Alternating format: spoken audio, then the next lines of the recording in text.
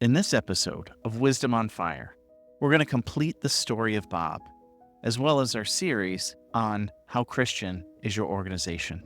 Because Bob is working for a Christian company that he loves, but not every Christian is happy.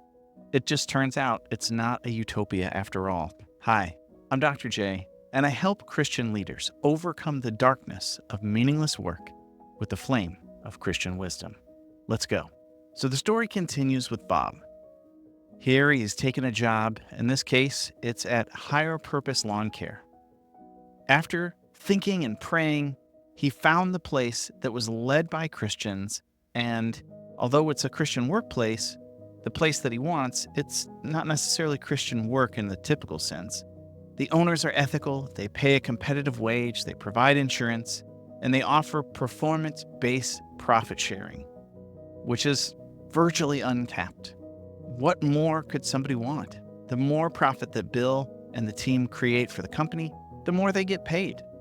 And besides that, Bill loves it. He gets to use his gifts to love on people, to work with a great team, to make the world more beautiful. However, his coworker, discontent Don, seems to be having a different experience. Don feels like the company is really not doing its best. In fact, he has been personally wronged. And oversaved Olga, she doesn't feel like the company's Christian enough because they don't begin every meeting with prayer. On the other hand, sensitive Sam feels like the company is too Christian because he's overheard some leaders talking to other coworkers about Christianity during lunch. And one of the leaders, they seem fanatical. He's got fanatical vibes.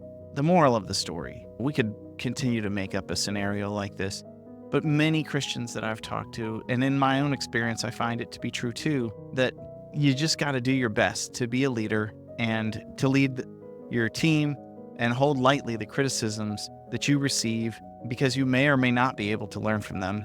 And like every other aspect of leadership, it's nearly impossible to make everyone happy.